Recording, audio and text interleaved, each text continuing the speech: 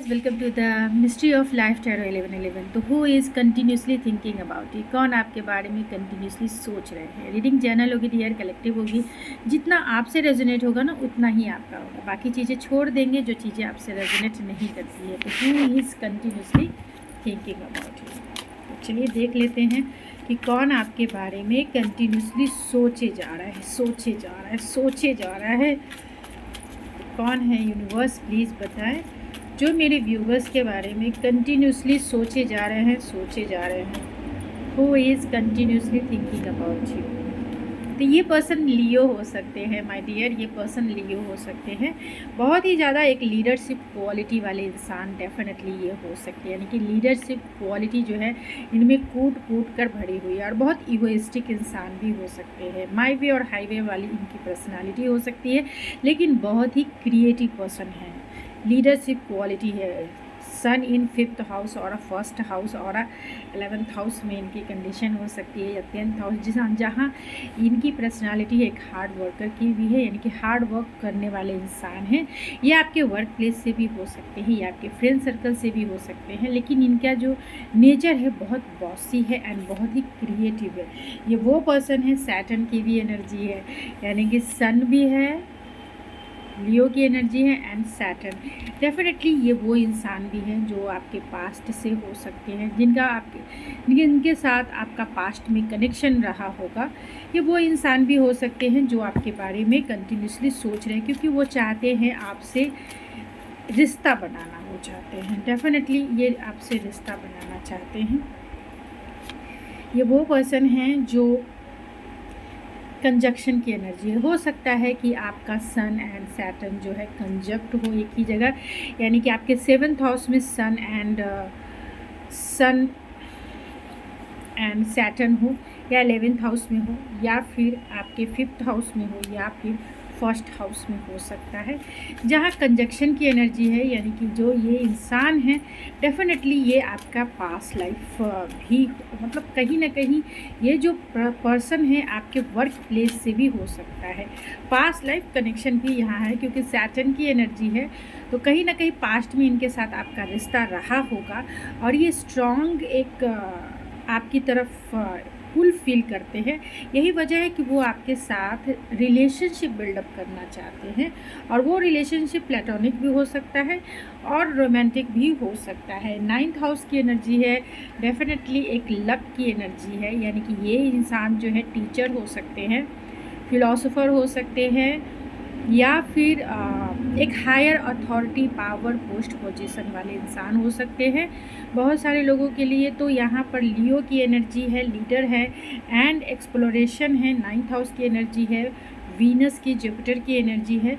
तो बहुत respective person है एंड बहुत ही प्राउडी पर्सन भी कह सकते हैं। ऑपोजिशन की एनर्जी है, यानी कि कन्फर्मेशन।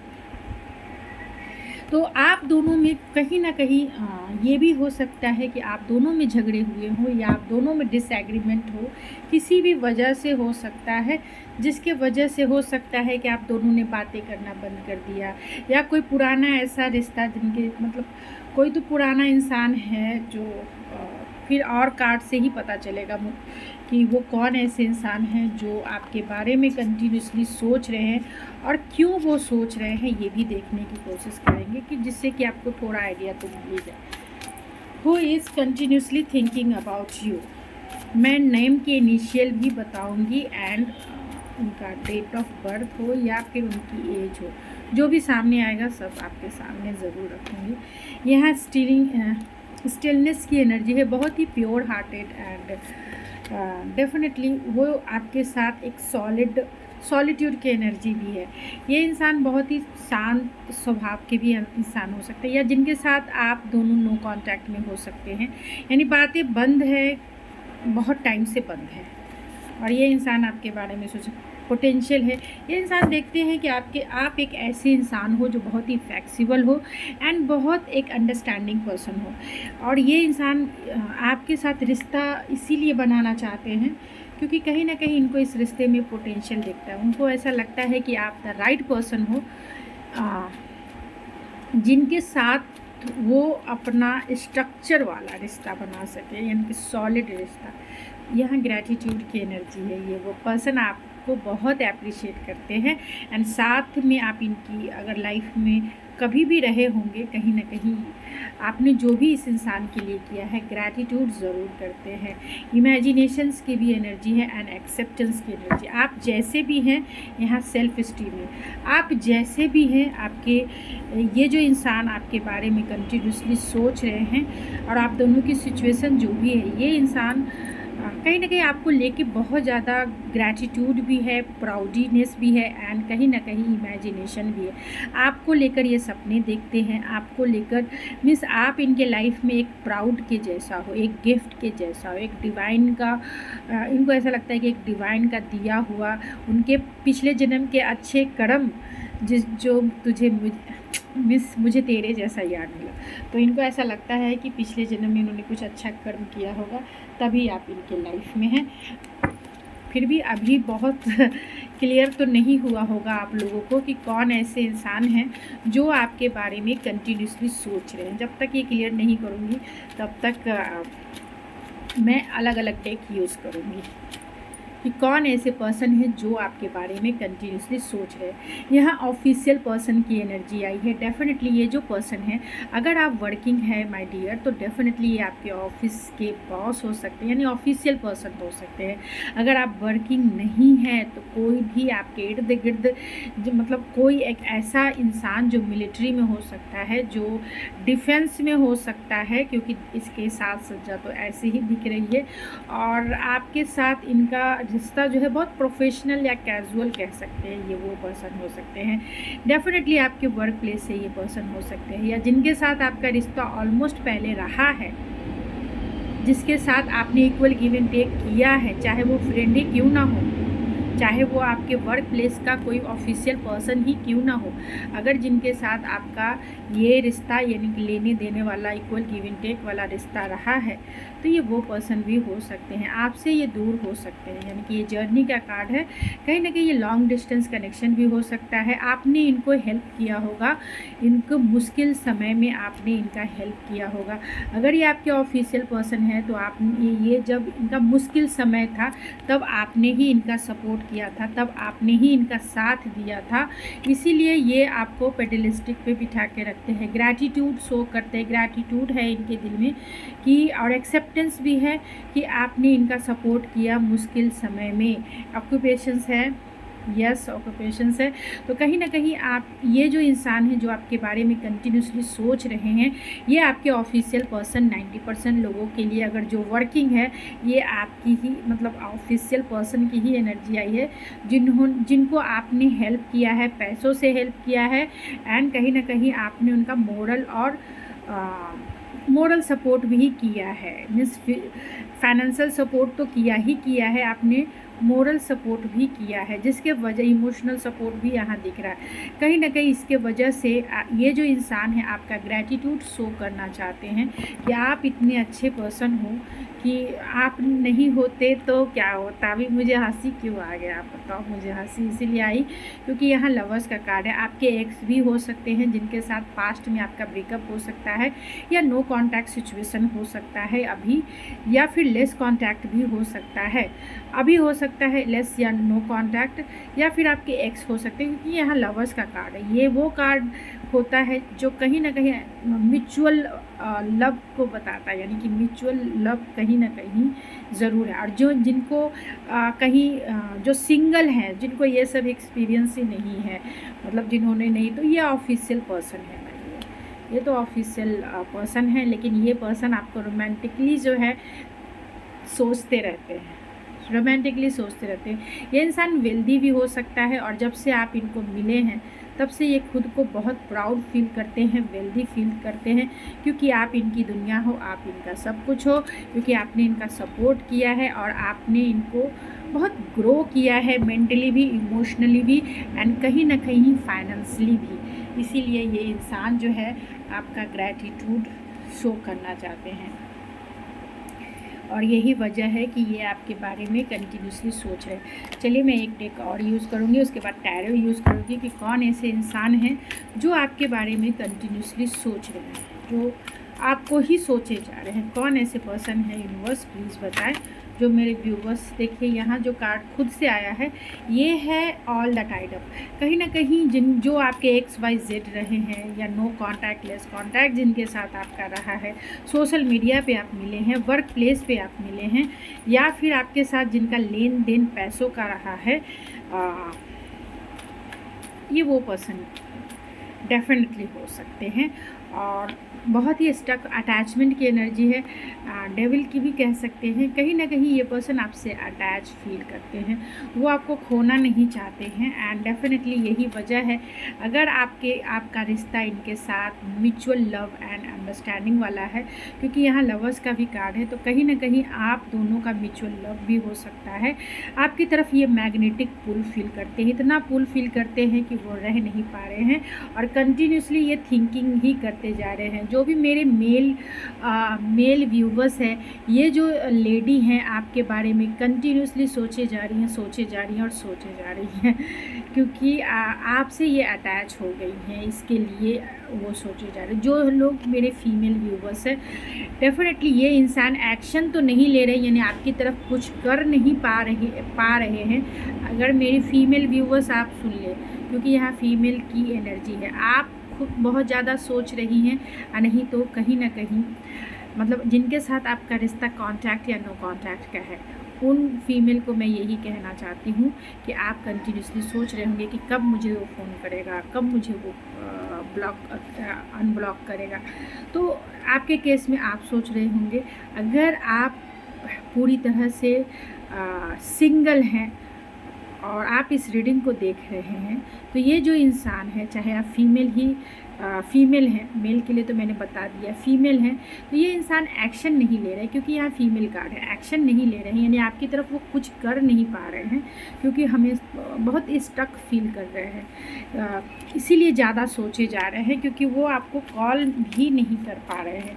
कॉल इसीलिए नहीं कर पा रहे हैं क्योंकि पास्ट में कुछ ना कुछ आप दोनों के बीच में हुआ हो सकता है, झगड़ा हो सकता है, कॉन्फ्लिक्ट हो सकता है। देखिए यहाँ कॉन्ट्रैक्ट का कार्ड है, झगड़ा हो सकता है, कॉन्फ्लिक्ट हो सकता है, जिसके वजह से आप दोनों ने कम बातें कर दिया होगा, आपके फ्रेंड हो सकते हैं।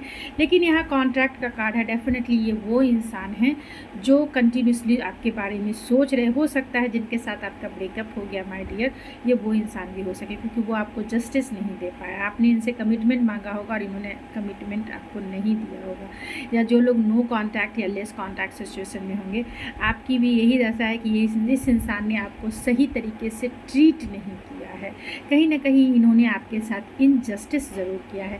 आप एक ऐसे इंसान हैं जो हमेशा इनके लिए खड़ा रहे, और ये इंसान जो है आपके साथ जस्टिस नहीं कर पाए, जिसके वजह से इनको रिग्रेट भी है, गिल्ट भी है। यही वजह है कि ये एक्शन नहीं ले पा रहे हैं आपकी तरफ। लेकिन जो लोग ऑलरेडी मैरिड हैं, उन लोगों के लिए तो यानी कि मैरिड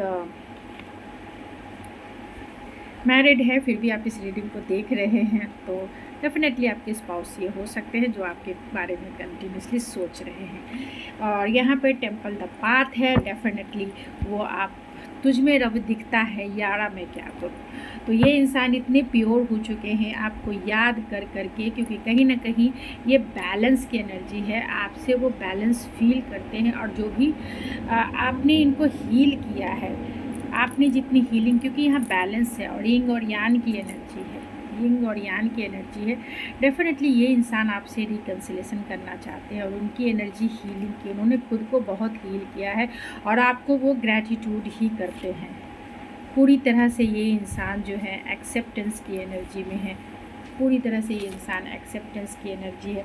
और कहीं ना कहीं ये जो इंसान है जो आपको अपनी लाइफ में मैनिफेस्ट कर रहे हैं, यानी कि लॉ ऑफ अट्रैक्शन का ये इंसान यूज़ कर रहे हैं कि आप इनकी तरफ अट्रैक्ट हो और आप इनको कॉल करें, आप इनको मैसेज करें, और आपका जो ये रिश्ता है इनके साथ, जिस तरह का भी रिश्ता है, कहीं ना कहीं वो हार्मोनियस में बदल जाए, यानी कि कहीं ना कहीं उस रिश्ते का सारा प्रॉब्लम ख़त्म हो जाए। ये वो इंसान भी हो सकता है। चलिए टैरो से देख लेते हैं कि कौन ऐसे इंसान हैं जो आपके बारे में कंटिन्यूसली सोच रहे हैं, यानी कि who is continuously thinking about you, who is continuously thinking about you. Please universe बताएं हु इज़, जो भी इस रीडिंग को देख रहे हैं, ये नाइट ऑफ पेंटिकल्स, ये इंसान 30 से 35 हो सकते हैं, यानी कि इनकी एज जो है 30 से 35 या 25 से 35 के बीच में इनका एज हो सकता है। बहुत ही स्लो मूविंग एनर्जी है। जिनके XYZ हैं, रह चुके हैं कोई, या फिर जिनके साथ नो कांटेक्ट लेस कांटेक्ट है, वो बहुत ही स्लो मूविंग है, क्योंकि वो कहीं ना कहीं रिजेक्शन से डरते हैं, आपसे डरते हैं कि कहीं ना कहीं आप उन्हें रिजेक्ट ना कर दो। 2 ऑफ पेंटिकल्स है जो भी रिवर्स है। ये इंसान कहीं ना कहीं आपको इन्होंने रीट यानी कि सही तरीके से आपके साथ इन्होंने बिहेवियर नहीं किया होगा, जिसके वजह से कहीं ना कहीं आप दोनों के रिश्ते में प्रॉब्लम आई है, और वो कमिटमेंट ही हो सकता है। और ये जो इंसान है 90% लोगों के लिए ये आपके वर्क प्लेस से है। 10% जो वर्किंग नहीं है, तो कहीं ना कहीं से ये इंसान एक पावरफुल पर्सनालिटी हो सकते हैं, यानी कि अच्छे पोस्ट, अच्छी जगह पर ये काम करते होंगे, जहाँ इनको मनी जो है, अर्निंग मनी जो है ज़्यादा मिलता होगा। या फिर आपने जिस फ्रेंड को सपोर्ट किया है, आपने जिस फ्रेंड को ऑनलाइन आप जिनसे बात करती हैं और कंटिन्यूसली आप बात करती हैं, जिनके साथ आपका झगड़ा बगड़ा भी चलता रहता है, और आप दोनों के बीच में कहीं ना कहीं रिश्ते में चैलेंजेस हो सकते हैं। ऐसा रिश्ता जो जहाँ रिलीजियस फैक्टर हो, ऐसा रिश्ता जहाँ आप दोनों के बीच में चैलेंजेस, आप दोनों के बीच में रिलीजियस फैक्टर हो सकता है, थर्ड पार्टी सिचुएशन हो सकता है, यानी कि आप दोनों एक दूसरे से एकदम से अलग हैं, एकदम से अपोजिट पोलर अट्रैक्शन होता है ना, वो सिचुएशन डेफिनेटली है, जो जिसे हम ट्विन फ्लेम कहते हैं।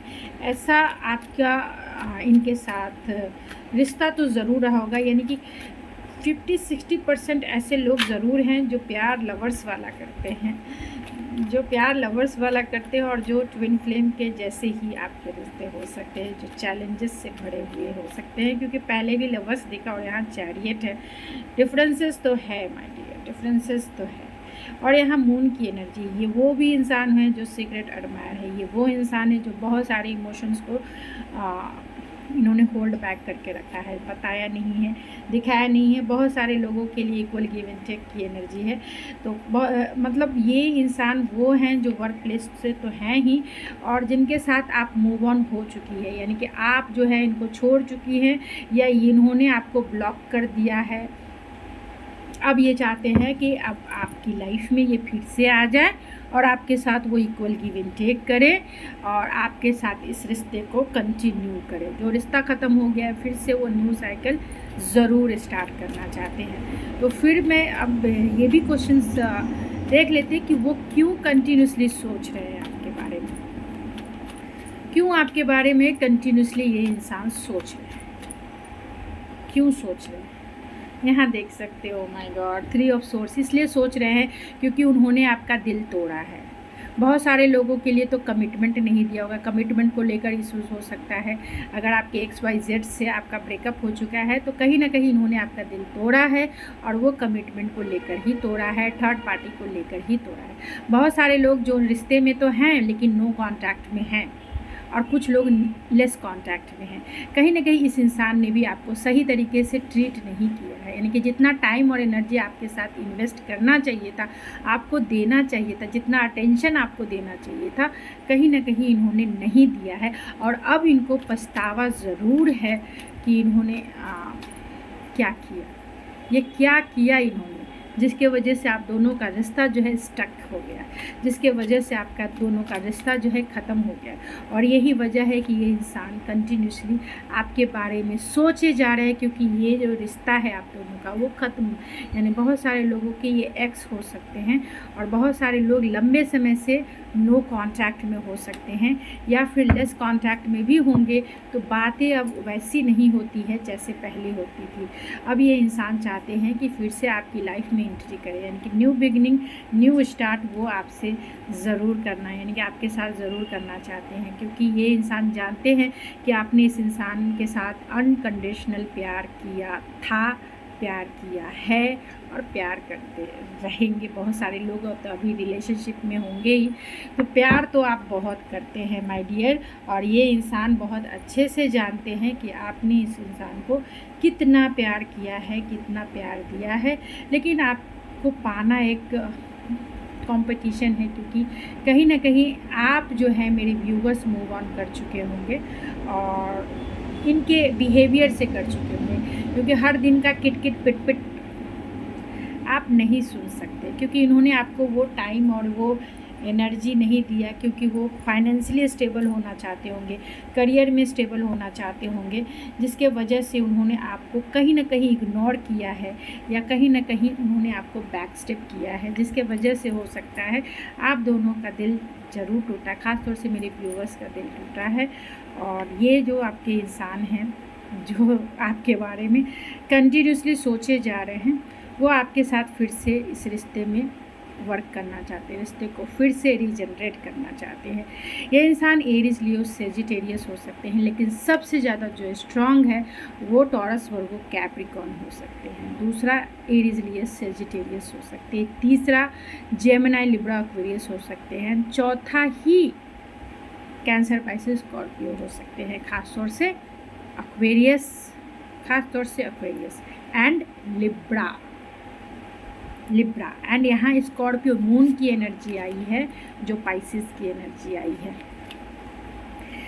अब इनका जो एज मैंने बता दिया कि इनका एज 22 से लेके 35 तक हो सकता है। कुछ लोगों के केस में ही ये 47 तक भी जा सकता है, 47, 51, जो लोग मैरिड हैं 53, ऐसा। तो वैसे ही लीजिएगा जैसे आपसे रेजोनेट होगा माय डियर। इनका डेट ऑफ बर्थ 27 हो सकता है, ख़ास तौर से 5 हो सकता है, 4 हो सकता है, 6 हो सकता है, 8 हो सकता है एंड 9 हो सकता है। यस, अब इनके नेम के इनिशियल भी मैं बता देती हूँ। पहला जो नेम का इनिशियल है वो है जी। दूसरा नेम का इनिशियल जो है एम। तीसरा नेम का इनिशियल जो है ए।